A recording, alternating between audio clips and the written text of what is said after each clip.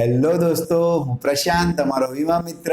અમારી channel insurance in ગુજરાતીમાં તમારું ફરીથી સ્વાગત કરું છું. લાસ્ટ વિડીયોમાં આપણે કોન્ટ્રાક્ટ વિશે જાણ્યું અને યુનિટ 1 આપણે ટોટલી કમ્પ્લીટ કર્યું છે. આ વિડીયોમાં આપણે ચેપ્ટર 6 વિશે ડિટેલમાં જાણશું અને અહીંયાથી આપણું યુનિટ 2 સ્ટાર્ટ થશે, જે 6 to 16 ચેપ્ટર્સમાં કમ્પ્લીટ યુનિટ 2 થશે. હવે અહીંયા આપણે આ ચેપ્ટરમાં જે અગત્યના અમુક પોઈન્ટ છે એ પહેલાં પણ આપણે કવર કર્યા છે, જેવા કે હ્યુમન લાઈફ વેલ્યુ, રાઈટ. એ સિવાય આપણે થોડુંક એસેટ્સ વિશે બી જાણ્યું હતું. ફરીથી એકવાર આ ચેપ્ટરમાં આપણે એસેટ્સ વિશે સમજીએ. તો એસેટ્સ એટલે જે આપણે જોયું હતું કે કોઈ પણ ઇન્કમ જ્યાંથી આપણે ક્રિએટ કરીએ છીએ એને આપણે એસેટ કહીએ છીએ, રાઈટ. આ સિવાય આ ચેપ્ટરમાં એક વર્ડ છે, એ છે ઇન્ડેમનિટી. તો ઇન્ડેમનિટી શું છે? ઇન્ડેમનિટી ઇંગ્લિશ વર્ડ છે. તો ક્ષતિપૂર્તિનું એક બીજો વર્ડ તમારે યાદ રાખવાનો છે, એ છે નુકસાન સામે ભરપાઈ. હવે આ શું છે? તો જનરલ ઇન્સ્યોરન્સમાં જનરલી ક્ષતિપૂર્તિનો સિદ્ધાંત લાગુ પડે છે. એટલે કે જનરલ ઇન્સ્યોરન્સમાં આપણે નુકસાન નક્કી કરી શકીએ છીએ અને એની સામે આપણે ભરપાઈ કરી શકીએ છીએ. એટલે કે જેટલું નુકસાન થશે એટલી જ ભરપાઈ થશે, રાઈટ. એક્ઝામ્પલ તરીકે આપણી જોડે કાર હોય અને કારનો 5 લાખ રૂપિયાની આપણી કાર છે અને એમાં કંઈ પણ નુકસાન થાય છે અને આપણે કારનો ફૂલ ઇન્સ્યોરન્સ કરાયો છે. નુકસાન થાય છે એક્ઝામ્પલ તરીકે 1 લાખ રૂપિયાનું, તો આપણે કેટલા રૂપિયા ક્લેમ કરીશું? તો 1 લાખ. આપણે 5 લાખ રૂપિયા ક્લેમ નહીં કરી શકીએ. કેમ? કારણ કે ઓરિજિનલ નુકસાન 1 લાખનું છે, તો ભરપાઈ પણ 1 લાખની થશે. તો ખાસ યાદ રાખજો કે જનરલ ઇન્સ્યોરન્સમાં આપણે નુકસાન ક્લિયરલી નક્કી કરી શકીએ છીએ અને એટલા માટે જ એટલી ભરપાઈ કરવા માટે આપણે જનરલ ઇન્સ્યોરન્સ લીધો હોય છે. તો ક્ષતિપૂર્તિનો સિદ્ધાંત એ જનરલ ઇન્સ્યોરન્સ સામાન્ય વીમામાં લાગુ પડશે. હવે એની સામે લાઈફ ઇન્સ્યોરન્સમાં શું થશે? તો લાઈફ ઇન્સ્યોરન્સ એ મૂલ્ય કરાર છે. યાદ રાખજો વર્ડ, ઇંગ્લિશમાં કદાચ તમને વેલ્યુ કોન્ટ્રાક્ટ પણ લખે. તો મૂલ્ય કરાર એ શું છે? તો કરારની જેટલું મૂલ્ય છે એટલા પૂરા રૂપિયા તમને મળે છે. એક સિમ્પલ એક્ઝામ્પલ લઈએ કે એક વ્યક્તિએ સમજો 3 કંપનીમાં લાઈફ ઇન્સ્યોરન્સ પોલિસી લીધી છે. એકમાં એમનો 5 લાખ રૂપિયાનો વીમો છે, એકમાં 3 લાખનો વીમો છે અને એકમાં 2 લાખનો વીમો છે. તો ટોટલ 10 લાખ રૂપિયાનો વીમો છે અને એ વ્યક્તિનું મૃત્યુ થાય છે. તો ટોટલ લોસ છે 10 લાખ રૂપિયાની. કરારનું મૂલ્ય પણ 3 પોલિસીનું થઈને હતું 10 લાખ, તો પૂરા 10 લાખ મળશે. મતલબ કે ત્રણેય વીમા કંપની વીમાની રકમ ચૂકવશે. આની સામે જનરલ ઇન્સ્યોરન્સમાં શું થશે? એક્ઝામ્પલ તરીકે કોઈએ 2 પોલિસી લીધી છે. એક કંપનીમાં એમનો જનરલ ઇન્સ્યોરન્સ છે 3 લાખ અને બીજી કંપનીમાં એમનો જનરલ ઇન્સ્યોરન્સ છે 2 લાખ. તો ટોટલ છે 5 લાખ. હવે ફોર એક્ઝામ્પલ એ વ્યક્તિ બીમાર પડ્યો, કોઈ બીમારી થઈ અને ઓરિજિનલ ખર્ચો આવ્યો 4 લાખ. તો કેટલા મળશે? તો એક કંપનીમાં એ વ્યક્તિ 3 લાખ રૂપિયા ક્લેમ કરી શકશે અને બીજી કંપનીમાં એ 1 લાખ જ ક્લેમ કરી શકશે.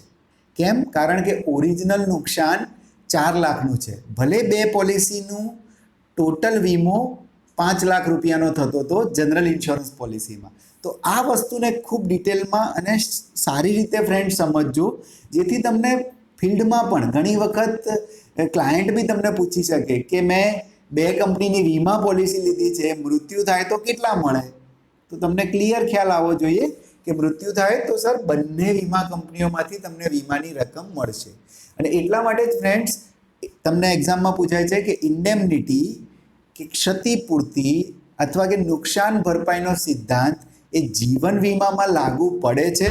તો આન્સર ઇઝ નો, રાઈટ. ક્ષતિપૂર્તિ એ સામાન્ય વીમામાં લાગુ પડે છે, જ્યારે વેલ્યુ કોન્ટ્રાક્ટ કે મૂલ્ય કરાર એ જીવન વીમામાં લાગુ પડે છે.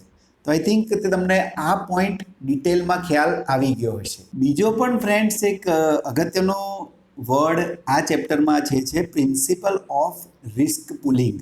તો રિસ્ક પુલિંગ એ શું છે? સમજો કે જ્યારે બી કંપની ગ્રાહક જોડેથી પ્રીમિયમ લેતી હોય છે તો એ બધા જ પ્રીમિયમને કંપની એક પૂલમાં મૂકતી હોય છે, રાઈટ. અને એ પૂલ એ ગ્રાહકનું જે રિસ્ક છે એને અનુલક્ષીને એ પૂલની રચના કરવામાં આવી હોય છે. એટલે કે હાઈ રિસ્કવાળા વ્યક્તિને પ્રીમિયમ અલગ પૂલમાં મૂકવામાં આવે છે, લો રિસ્કવાળા વ્યક્તિનું પ્રીમિયમ અલગ પૂલમાં મૂકવામાં આવે છે. હવે અહીંયા તમને ક્વેશ્ચન થાય કે હાઈ રિસ્ક અને લો રિસ્ક કેવી રીતે ડિસાઇડ થાય. તો એક એક્ઝામ્પલ તરીકે સમજીએ કે એક સોસાયટીમાં સમજી લો કે 10 મકાન છે. એ 10 મકાન એક સરખા સાઇઝના છે. તો આપણે જો એ મકાનનો વીમો લેવા જઈએ તો ફાયર ઇન્સ્યોરન્સ એક્ઝામ્પલ તરીકે તો એમના પ્રીમિયમ સરખા આવશે, રાઈટ. તો હા, તમને ખ્યાલ આવે કે દરેક મકાનની સાઇઝ સેમ છે તો પ્રીમિયમ સરખા આવશે. હવે એક્ઝામ્પલ તરીકે એમાંથી એક મકાન છે જ્યાં ફટાકડાની ફેક્ટરી ચાલે છે. જસ્ટ ફોર યોર ઇન્ફોર્મેશન, કે સમજવા માટે કે એક ફટાકડાની ફેક્ટરી ચાલે છે. તો તમે સમજી શકો કે એ મકાનમાં આગ લાગવાના ચાન્સ વધારે છે. તો એ કેસમાં એને જો હું સેમ પ્રીમિયમ લઉં તો એઝ અ કંપની મને એ ના પોસાય, કારણ કે ત્યાં ક્લેમ આવવાના ચાન્સીસ વધારે છે. એ જ રીતે જો આપણે માણસના જીવનમાં ગણીએ તો અમુક લોકોનું જે કામ કરવાનો પ્રકાર, રાઈટ, એ અલગ હોય છે. અમુક લોકોનું હેલ્થ કન્ડિશન અલગ હોય છે, રાઈટ. એ સિવાય ઉંમર પણ મેટર કરે છે. તો તમારે અહીંયા થોડું જે રિસ્કમાં આપણે આગળ પણ જોયું હતું કે અમુક રિસ્ક માણસના જીવનમાં ઇન્વોલ્વ છે.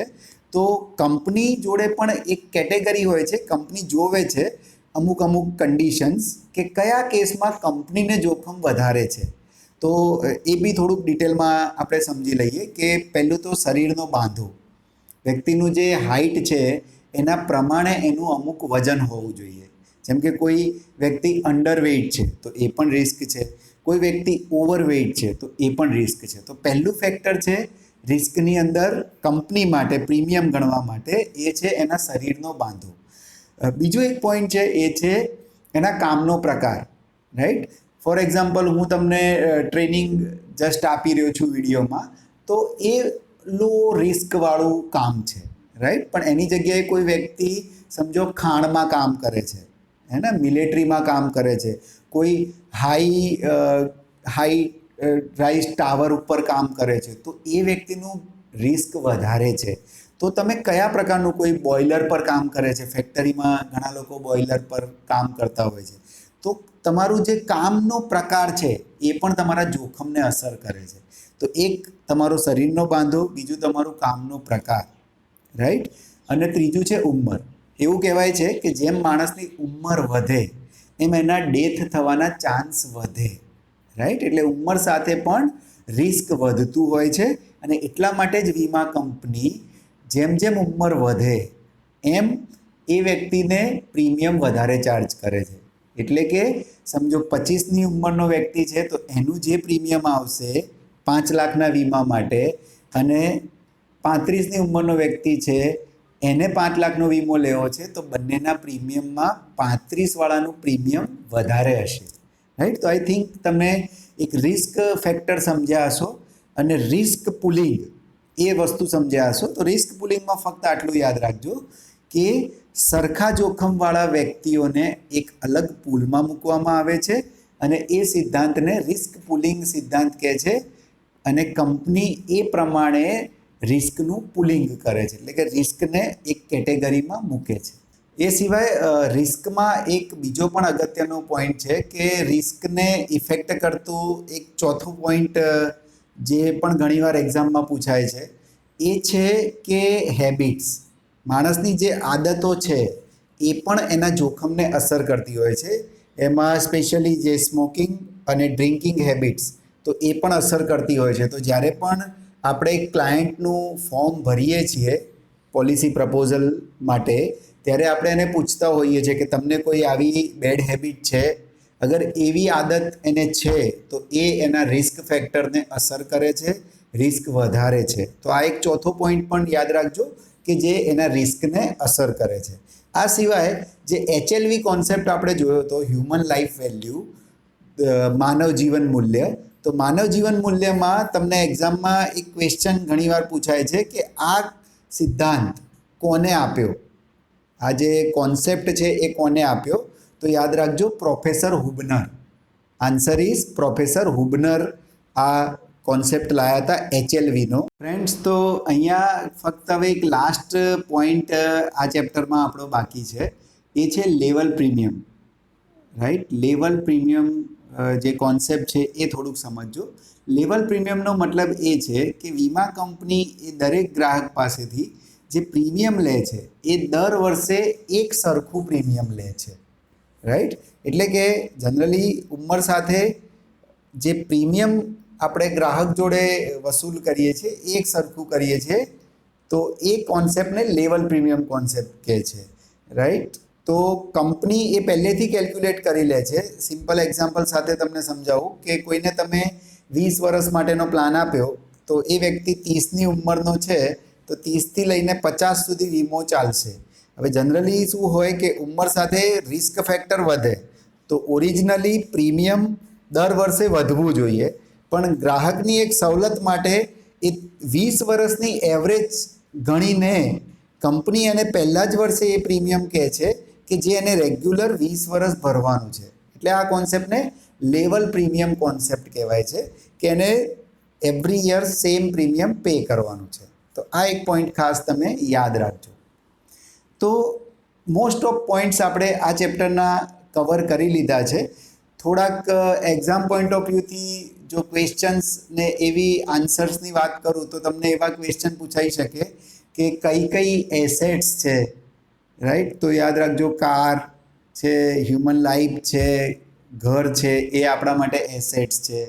આ સિવાય હ્યુમન લાઈફ વેલ્યુનો એક કોન્સેપ્ટની મેં તમને વાત કરી જ છે ઓલરેડી. આ સિવાય જે આપણે રિસ્ક જોયા હતા, 3 રિસ્ક, એમાંથી બી એક એવો કંઈક ક્વેશ્ચન બી ઘણીવાર પૂછાય છે કે કયું રિસ્કમાં કવર નથી થતું. રાઈટ, તો વિયર એન્ડ ટીયર, ઘસારો જે આપણે કહીએ, તો એ ઘસારો જનરલી રિસ્કમાં કવર નથી થતો. Right, early death, living too long અને કોઈ પણ બીમારી સાથેનું જીવન આ જોખમમાં કવર થાય છે, પણ વિયર એન્ડ ટીયર જોખમમાં કવર નથી થતું. રાઈટ, તો આવા કંઈક રિસ્ક રિલેટેડ ક્વેશ્ચન આવે છે. તો ફ્રેન્ડ્સ, અહીંયા આપણે આપણું ચેપ્ટર 6 પૂરું કરીએ છીએ. તમે હજી પણ મારી ચેનલ સબસ્ક્રાઈબ નથી કરી તો ખાસ સબસ્ક્રાઈબ કરો અને ઇન્સ્યોરન્સ વિશેની માહિતી મેળવતા રહો. Thank you.